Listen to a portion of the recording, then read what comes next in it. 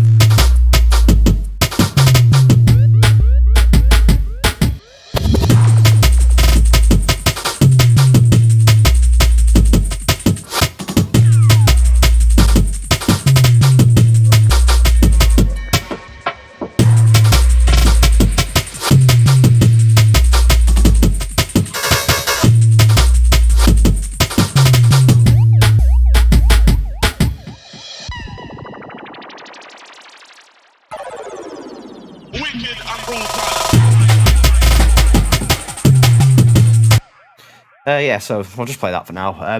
Right, yeah, so you can hear old school jungle style, lots of like crazy drums. So we'll do it just sort of the way that I normally do it, and just like work our way down. So yeah, we've got the drums first, and they're usually the sort of like main bit in a jungle track. So we'll do those. So it's mainly centered around this break.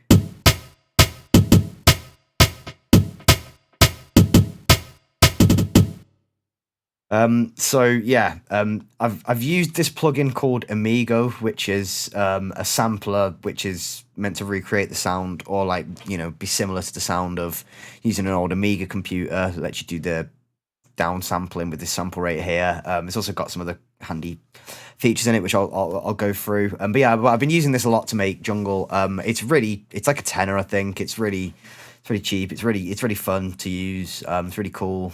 I really like the sound of it. It's really good for old school jungle. So yeah. And most of the stuff that I've been doing in this, you could sort of do, just in audio, or maybe an Ableton sampler, or if you set up some sort of like macros and stuff. But it's just really handy, especially for doing things like stretches and stuff like that. So yeah, this break is sampled actually from some Nintendo 64 game. So if we arm it,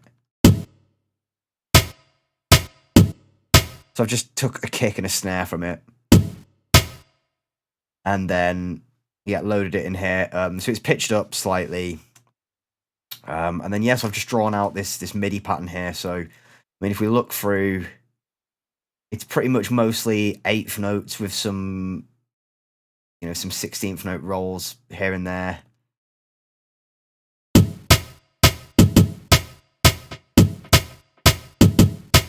And we can hear there's a bit of a delay echo that comes in, I think. Yeah, just here. So I've got an echo set up that just occasionally is just going to trigger and just add a few. It's just going to add like a few extra snares, because I think it's yeah, it's a dotted eighth note as well, so they're going to just add a bit like more of an interesting rhythm to it.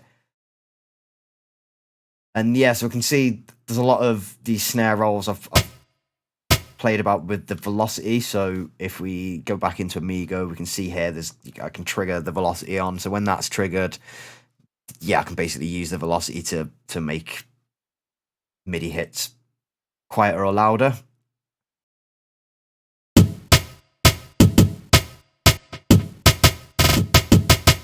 yeah, so we can hear there, you know, there's another sort of like, I'm just using a lot of these snare rolls.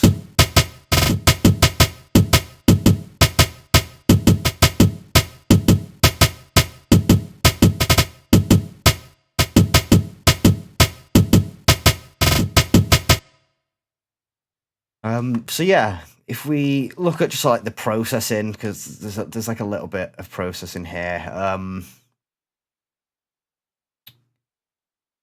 So I've used this RX 950, which is kind of similar to Amigo. It's does sort of like downsampling with this bandwidth, where you can sort of like make it meant to sort of be a recreation of the S950, the Akai S950 sampler, but it's got this really nice feature where you can boost the input gain to, you know, give it more saturation. It's got a nice filter in as well, which is automated at certain points, you know, just to do some filtering on the drums, like to here. So that's as it's sort of like going into the drop. There's also, as you can sort of like hear, some pitching that's happening there. So I think if we look on the pitch here, yeah, it's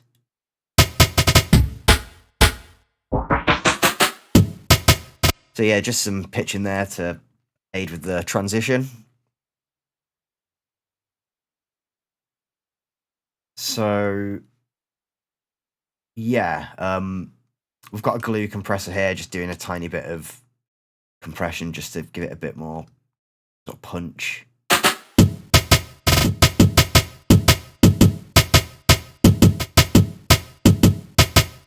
Just emphasizing the transients a little bit more. Also, so we've got this virtual mix rack. So yeah, some more compression here with this distressor plugin.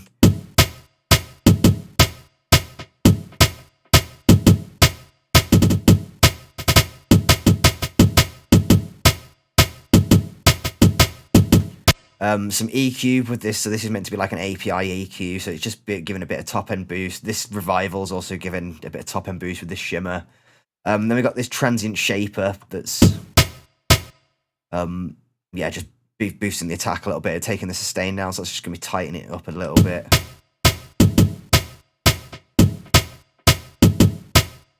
And then this gate, which again is going to be doing a lot of tightening as well. I mean, if I take this off,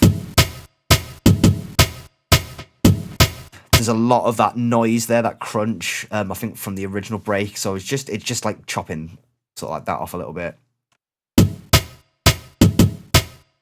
So it's still there, you can still hear it there. It's just not, yeah, it's just taking the tail away. And then yeah, these are sort of like some filtering that goes on. So these are like, this is like the main break. Generally when I'm making jungle, and you'll find a lot with jungle tracks, there's usually just sort of like one or maybe two breaks that are just sort of like the loudest. So this is, you can see here in terms of volume, the loudest, and then all these other sort of like drum breaks are a lot quieter, sitting underneath, just adding sort of extra textures. So I mean, the main one is this. So if we look at this again, another Amigo, this is just a copter break, I think. So let's go in. Yep, so it's just a copter break. I've just sliced it with the slice mode. I think this is going to be just solo the drums as a whole. Yeah, so just a lot of like snares that are added in.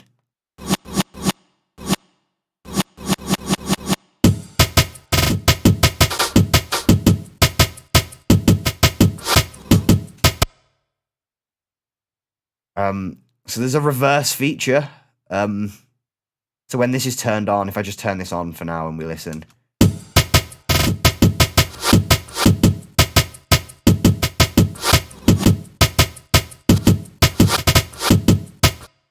So yeah, it's just reversing all those hits. So I've actually automated that at certain points.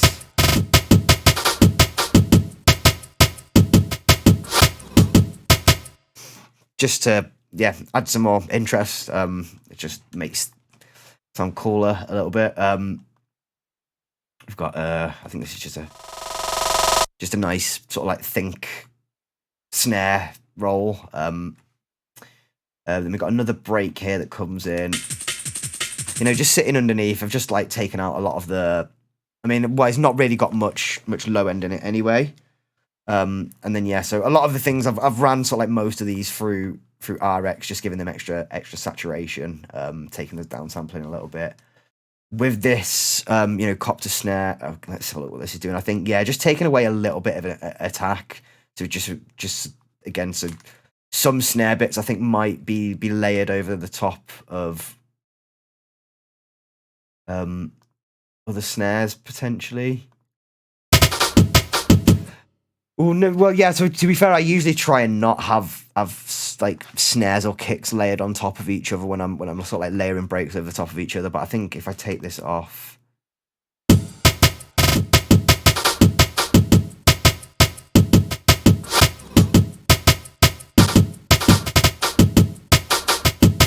yeah, maybe I just didn't want as much of a sort of like defined transient on that. I wanted to sit more sort of underneath that main break. So yeah, like I said, we've then this.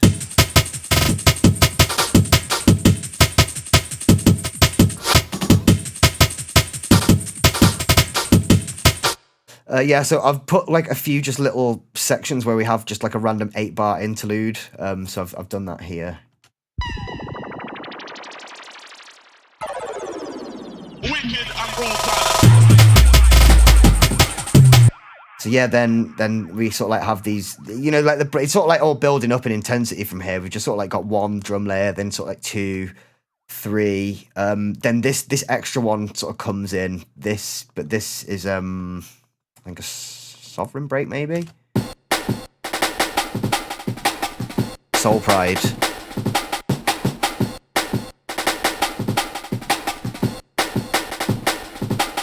Again, this is just like a pattern that I've drawn in. Lots of snare rolls.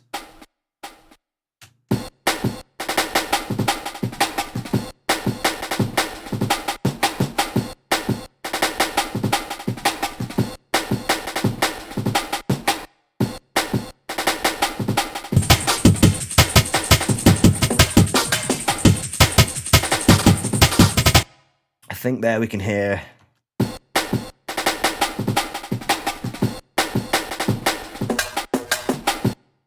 Yeah, so that's like the stretching. So I think that's here where, yeah, just automate the stretch feature. So it's just like time stretching it. Because I've got this PCH turned on as well, if I was to turn this off, it would stretch it.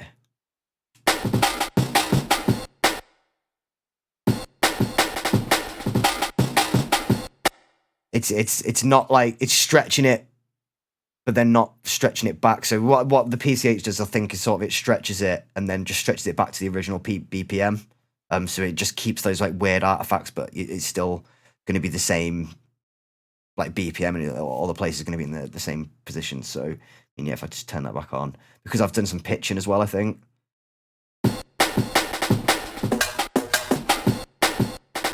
Yeah, it sort of like pitches it. It pitches it up, back up after it stretches it out. So yeah, you get just like a really cool sort of effect. Some extra.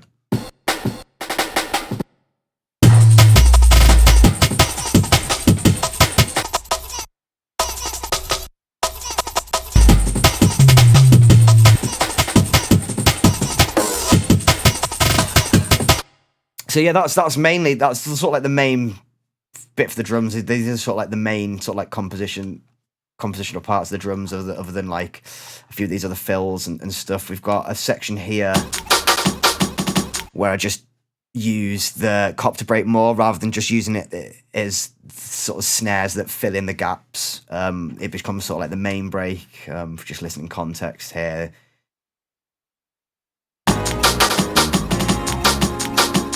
I mean, yeah, we'll talk about all that sampling stuff later, but yeah, so it's just another sort of like section. So just breaking it up into different sections. I mean, just using all the different breaks, but then just using them all differently for each section. So rather than just having like loads and loads of breaks, I mean, there is quite a lot here, obviously, but yeah, rather than just continuously having loads, it's just like using them all differently in different sections. We've got this sort of like hat shaker thing, which I found for some vintage jungle sample pack. yeah, just a nice little percussion loop underneath that just sort of like keeps the rhythm going through. Nice crash. Again, every sort of 8 bars.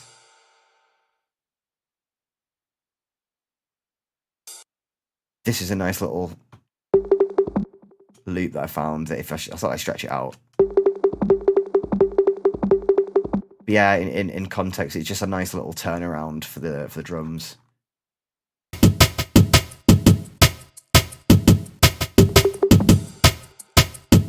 So that, yeah, again happens a couple of points in the track. We've got some, I think, rides.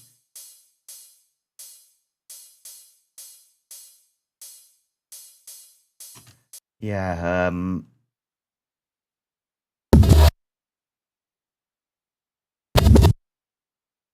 Again, just some chop bits from some jungle breaks in Amigo that I've just used for this bit. Again, we're just listening context.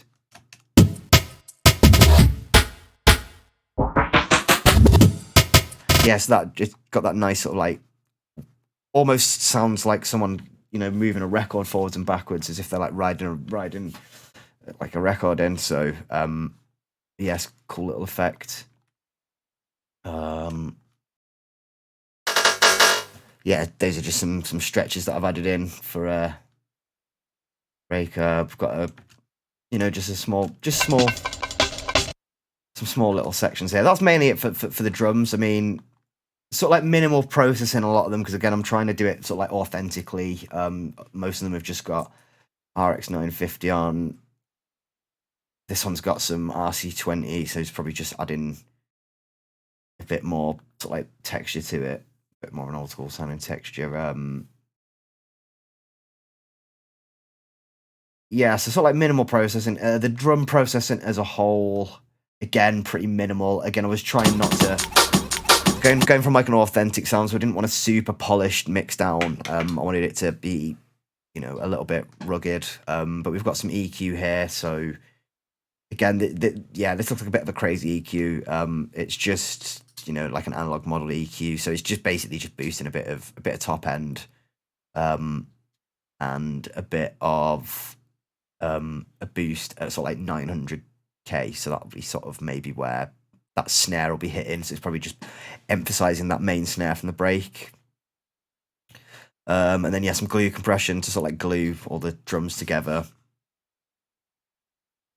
This mag EQ is again just basically doing the same thing as this one, just a bit of air, a bit more. So that this is like above 10k. This air games, I've set the air band to 10k, so it's going to be doing like some really nice high-end sizzle. This is just going to be giving it a bit of a tiny bit like a brightness above 2.5k, and then yeah, this is going to be boosting 650 hertz. So these are all like set frequencies, and then just a tiny bit of clipping at the end. So again, this is just.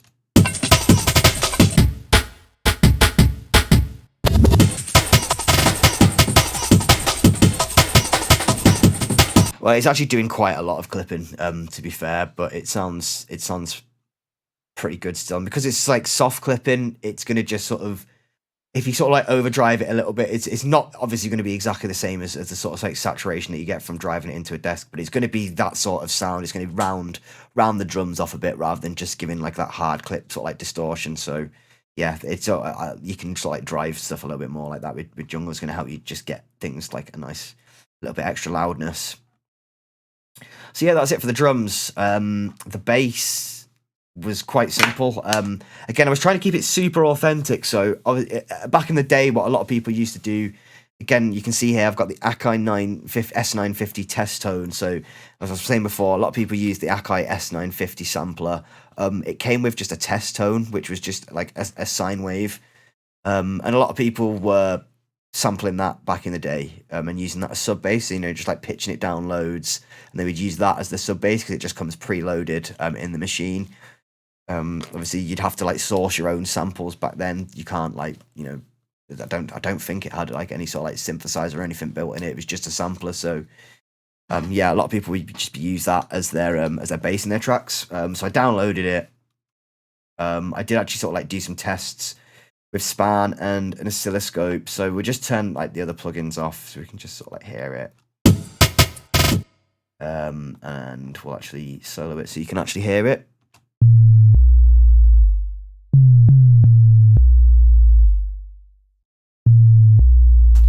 So it's just more or less a sine wave. So I don't think there's actually, I don't think there's anything particularly special, or maybe it has to actually just sort of like be ran through an actual S950 to get like the actual sort of like, maybe it's like the downsampling or something that adds extra harmonics or whatever. But so it's just a sine wave basically. So I probably could have got this similar sound by just using any sort of like sine wave, but I don't know, just for the sake of being authentic, I thought I'd use this and download it and see what the fuss was about. So yeah, it's basically, I mean, if we just look at the sample, if I just play it, can I? Yeah. So yeah, I've added a pitch envelope in here so we can see it's going up four semitones and going, and so starting at 4 semitones and getting pitched down. The decay is also automated. So for these first 2 notes, it's quite a long decay, and then these second 2 notes that come in of this two bar phrase get shortened.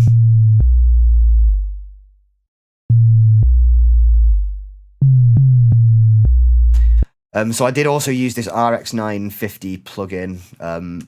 So just again doing the same thing, boosting the input gain, taking the output level down to gain match it. So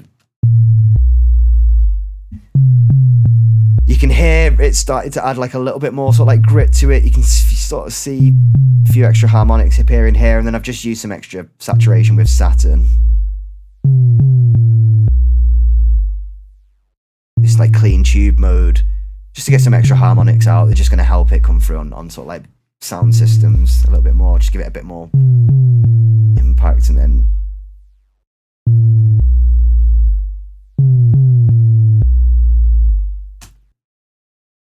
yeah, so that's sort of like the main bass line.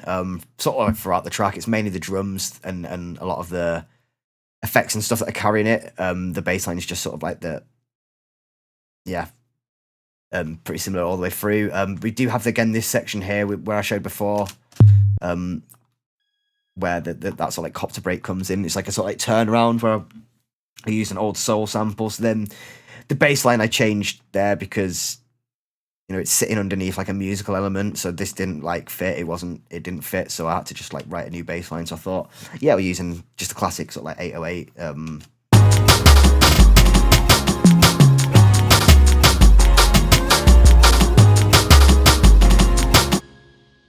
Yeah, so again, no processing on that, not really much processing on the bass, kept that like quite clean.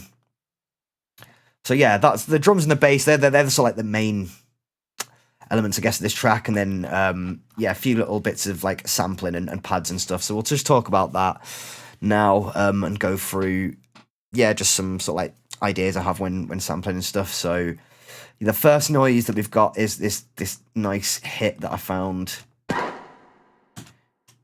which, if I just turn these down for now and stretch this out, you can sort of like hear it comes from.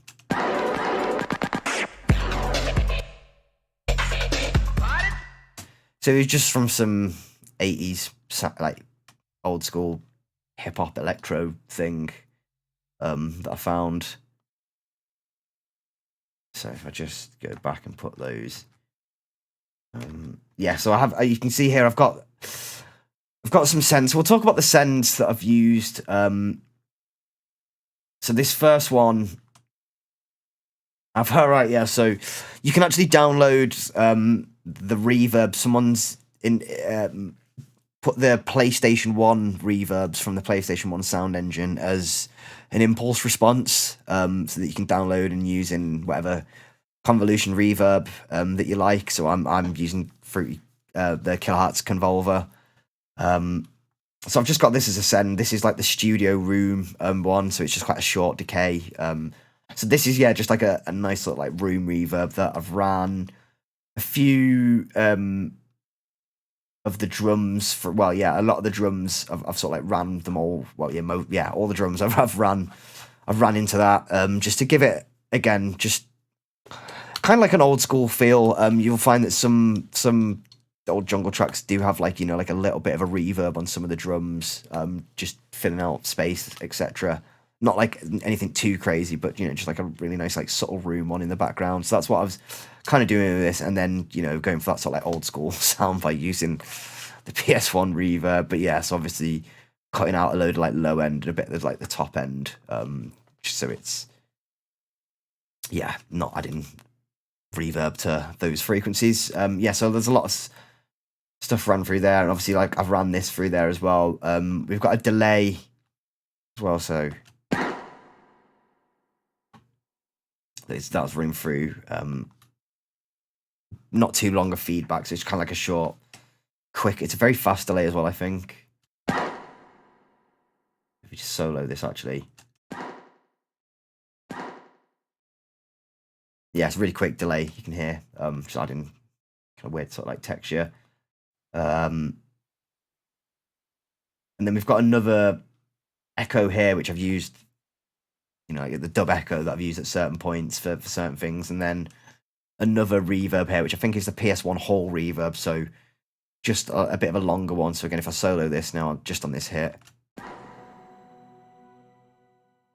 we can hear some other things that have been added to it as well, like some of the pads underneath. But yeah, so it's just like a longer reverb that a lot more of the musical elements are sort of like put through. So a lot of these don't have as sort of aren't really ran through this first one, which is the room reverb. So this is more just like a musical reverb. I find that running a lot of things through the same reverb tends to gel them together quite nicely, especially musical elements. So that's something that I do a lot in tracks, and that I've done, yeah, in here. So this is just sort of like a hit that's at the start of every sort of like 8-bar section. So yeah, just a nice sort of old school sounding hit that just gives a lot of impact to that first start of the section.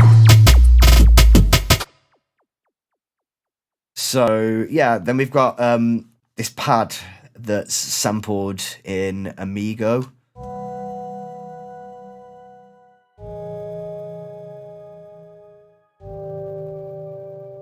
Just a nice pad that I found from somewhere, downsampled quite a lot, and then yeah, so I've just put this nice hybrid reverb on as well. So just doing. So if I turn this off.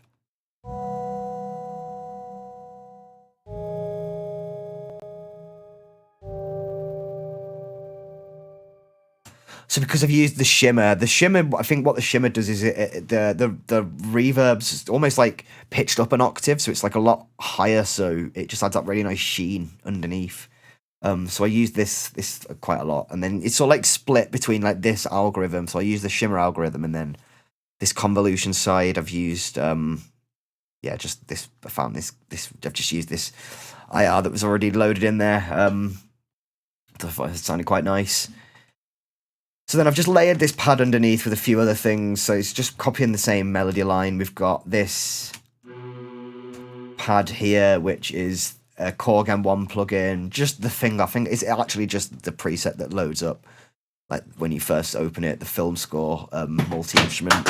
So yeah, being kind of lazy, but I thought it worked quite nicely as well. Playing like a lower note down. What I'm doing when I'm building these pads up, you'll kind of like notice they're all hitting sort of like different parts of the frequency range. So this is lower down. I mean, if I open span up here, you know, sort of like more down here.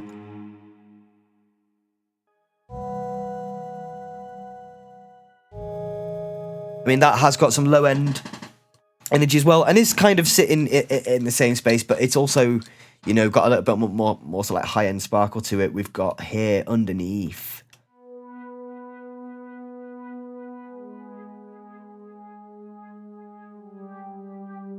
Sort of like maybe more focusing around this region. Again, they are all sort of like hitting the same sort of frequency range, but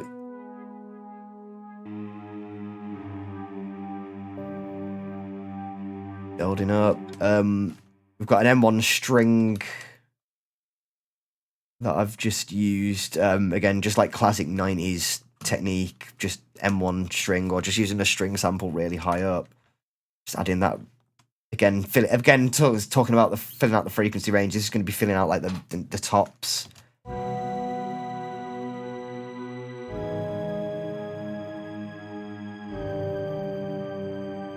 We've got another sample here that is. It's not that I've recorded in. So this is recorded on one of my synths, I think, just like a weird synth line.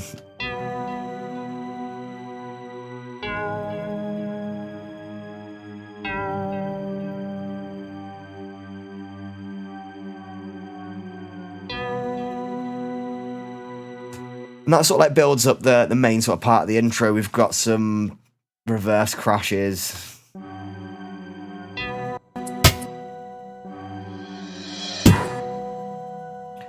A load of dub sirens, which I've used with this plugin Dubber. So it's a free plugin that you can use to make dub siren sounds. So this is just using the triangle. So again, if I just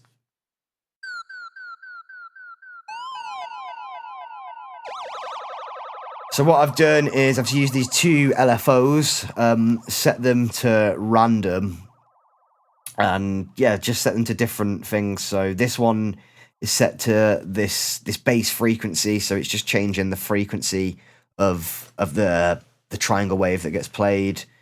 And then obviously, yeah, it works by this sort of like LFO already built into it. So this one is just randomizing the rate of this LFO, so it's just going to be playing a different frequency and a different rate every time. So basically, you just get a different hit every time. So yeah, just keeps it interesting rather than just having to like. I mean, what I could do is just go in and program it individually, each one, and make sure that like I like exactly how it sounds. But to be honest, more or less, they're all going to just sort of like fit in with the background of this track. It's only like sort of like quiet in the background, so it's yeah, you can see how the gain's turned down quite a lot. So it's just again adding to that sort of like dub sort of ragga that stuff, like that style that comes from like some of the vocals that I've sampled. I've used this bad tape plugin in this RC20 just to downgrade it and just make it sound a bit less digital. So yes, I've just used some like 8-bit noise, like taken down the bit rate on it. Added some flutter and some wow, and then a load of saturation just to make it sound less digital. But yes, that's the main sort of like background. These are just sort of like a lot of different random effects. Some of them are found from like 90s sort of sample packs. Some of them are found from other sample packs. But yeah, just lots of some weird bleeps and bloops. So they're obviously all going through the echo. I've called this catchphrase. I don't think it is actually the noise from catchphrase, but it sounds like the noise from catchphrase to me.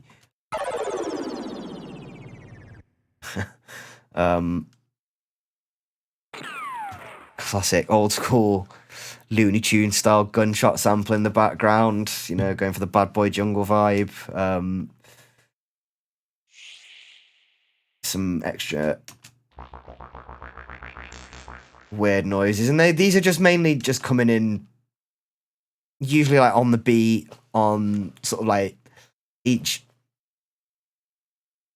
quarter bar, or just sort of like on the beat, just to emphasize different sections. I mean, yeah, if we just sort of like listen to all these in context. And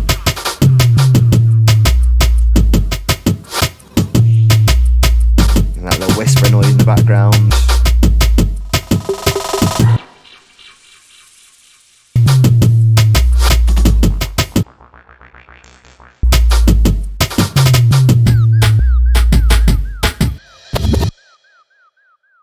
So yeah, there's sort of like mainly it for the effects. We've got another pad here actually that comes in. So again, I said I've used a couple of different sections where, yeah, there's like so yeah, we'll just sort of like listen.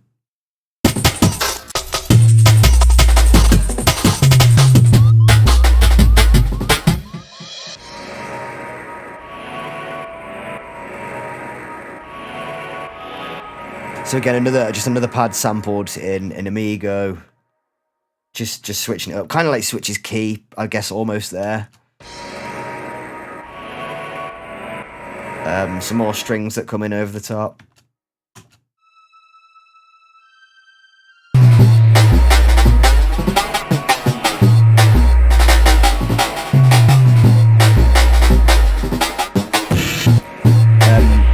Yeah, here with the drums, I've actually used this phase mode. So this just is where it's getting that weird sort of like phasing sound from in Amigo. So that's also really cool to do with drums, which I should have mentioned before.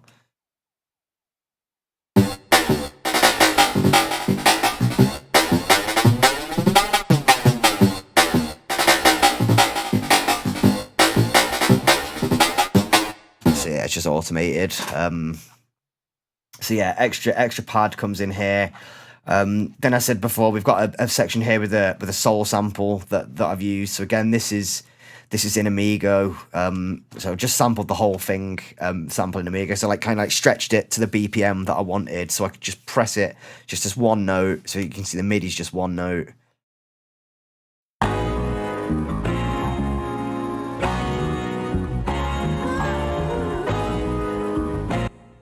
I've used this Dangerous Backs EQ just to take a bit of low end out. So it's just here doing a low shelf, cutting down everything, doing a low shelf down of everything below 116.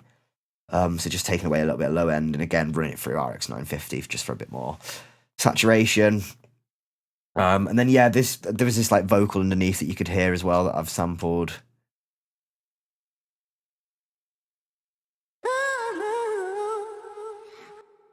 And then I've used just the reverb from this Korg MDEX. So it's just like an old school sounding reverb from Korg.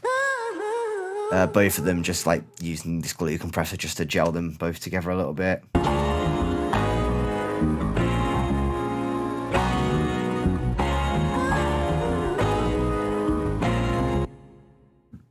Yeah, so again, that's just where that extra like sort of 808 comes in.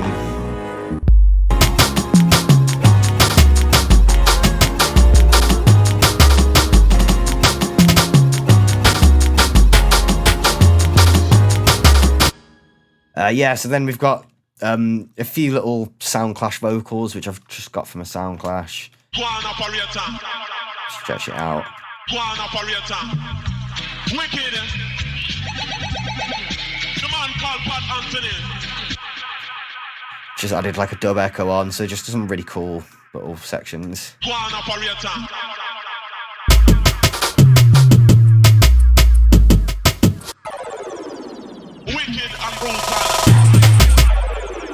I think another section here where I've used some of the effects from it. Well, yeah, just that one bit there, which is again, I think that's from the same Soundclash.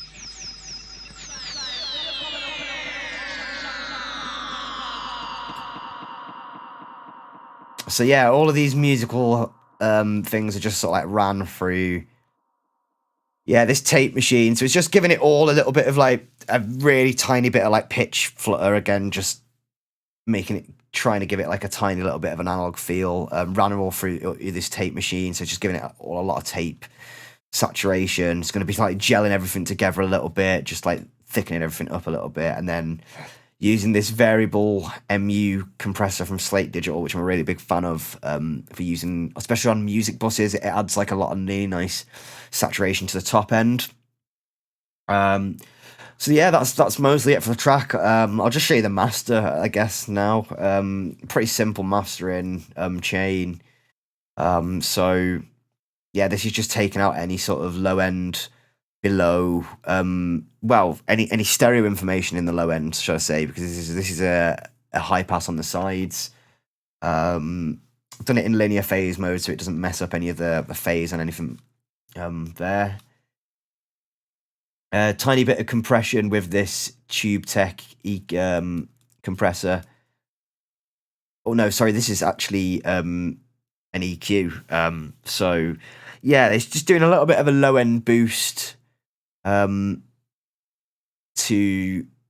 everything below 100. So yeah, just giving it a little bit more of a boost to the low end, emphasizing the bass a little bit more. And then this will be giving it a boost to Yeah, I think this is like the high end. So it's just sort of like boosting above. Oh, well, maybe it's actually boosting. Actually, this is doing a boost at 4K. That's it. So yeah, just doing it a tiny little bit of bringing a little bit more brightness in that region. So yeah, the compression, doing a bit of glue compression with this SSL bus compressor. So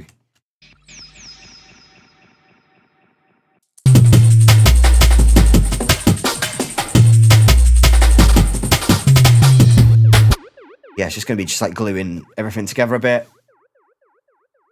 Then some ozone. So yeah, just a tiny little bit of like a decibel in this 200 region. I felt like it just needed like a little bit more like warmth in that region. Yeah, so some multi-band compression. So wicked and brutal.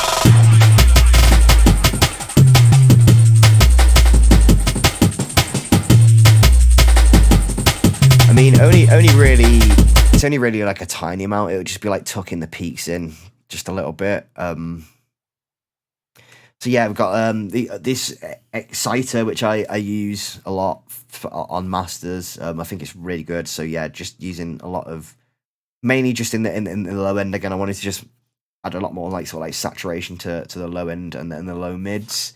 I've boosted the tops quite a lot in the drums and in the other things as well. So it was just sort of like this that I wanted to like mainly focus on more. And then yeah, just some. So I've used a couple of limiters. So this first one is not actually maximizing; it's just sort of like bringing squashing the level down. So you can see here. Let's play again.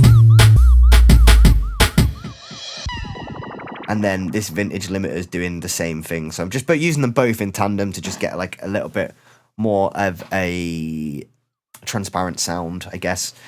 Because this is sort of like set to modern mode, so it won't actually be doing. These tube and analog modes will be maybe, yeah, it's sort of like going to change the sort of response of it. But this is, yeah. Just this mode is a little bit cleaner, I think. So just using them both in tandem to just get like a bit of a more louder sound, and then using this Pro L at the end just to bring it up to sort of like the bring up the volume at the end, so it's nice and loud.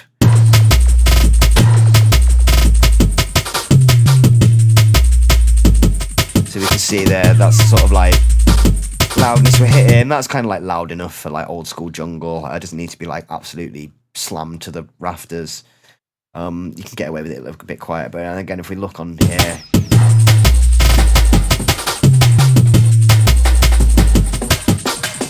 nice, fairly flat. Everything, like all the frequency, are sort of like well represented, and then like nice clean bass coming through. So yeah, it's kind of like what you want with this sort of like jungle track. You want to make sure, and then the bass is usually quite loud in old school jungle tracks as well. You tend to find, because they didn't have things like side chaining and stuff like that to sort of like make sure that the bass can like come through cleanly. So they generally had to have it like quite loud, and they generally tended to be not too much sort of like low end in the breaks, because they're all like pitched up. So there's not too much sort of like information there in the drums to contend with the bass. So yeah, the bass usually comes through like quite nice and clean when you're doing this old school jungle style. So yeah, that's mainly it. That's pretty much everything I wanted to show you with this track. Again, just use some few tips on where to get some samples from, some structural tips with making a jungle track, having extra or these sort of like random sections where it just like changes up a little bit, keeps it interesting. And yeah, so hope it's been helpful, and yeah, nice one. Big ups everyone. Thanks for watching.